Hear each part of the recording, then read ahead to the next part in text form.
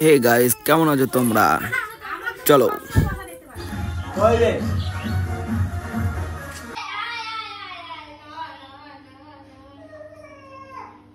কাটা হয়ে গেছে, এখন পেঁয়াজ কাটা চলছে।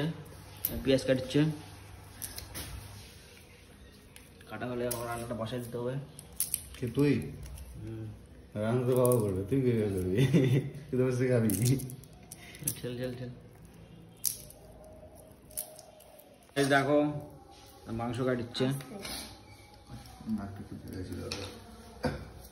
কি করতে হবে? নাক যাতে যাচ্ছে, যা যা।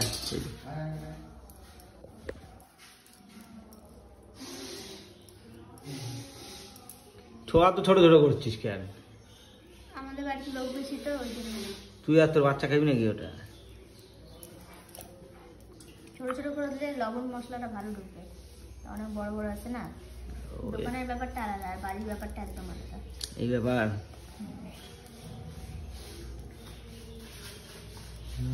সেট করে কাটতে পারেনি দোকানদার, ওই জন্য কাটতে দিচ্ছে। এটা থাক না। হ্যাঁ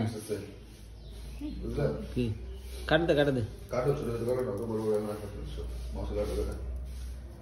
মশলা হলে ঢুকবে না। মশলা ঢুকবে কিন্তু একটু কম ঢুকে, বেশি লম্বা লম্বা দেখতে ভালো লাগছে না। খাচ্ছিস নাকি?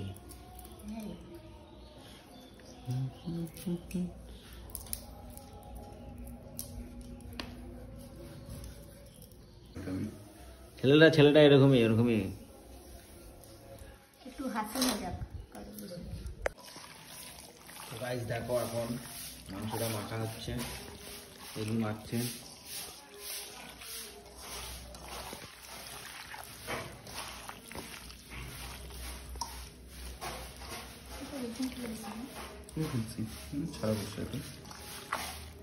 হলুদ লাগবে, হলুদ দিস নে?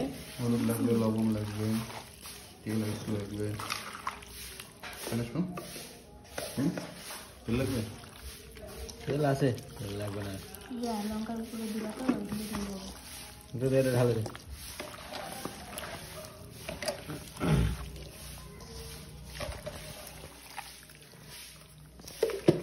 পরে লাগলে দেখা যাবে, একটু বেশি হলে তখন এরকম ভালো করে এরকম করে একদম করার সঙ্গে নিতে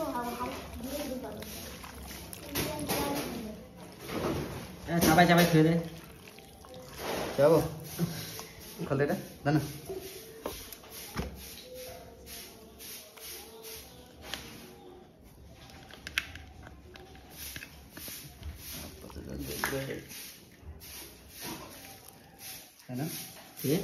এই যাবে না,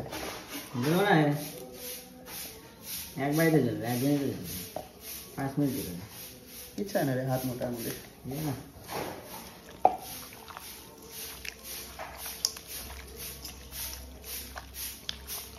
গরমটা। ও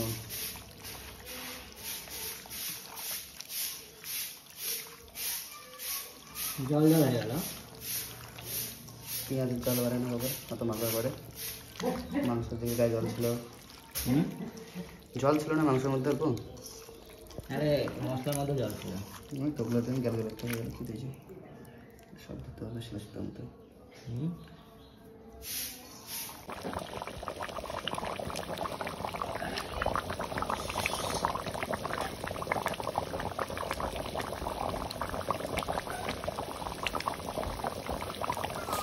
তো গাইস, আমাদের এখন খাওয়া দাওয়া গেল, আমরা বেরোলাম বাড়ি থেকে ঘুরতে যাওয়ার জন্য। চলো যাওয়া যাক। মামা টাকা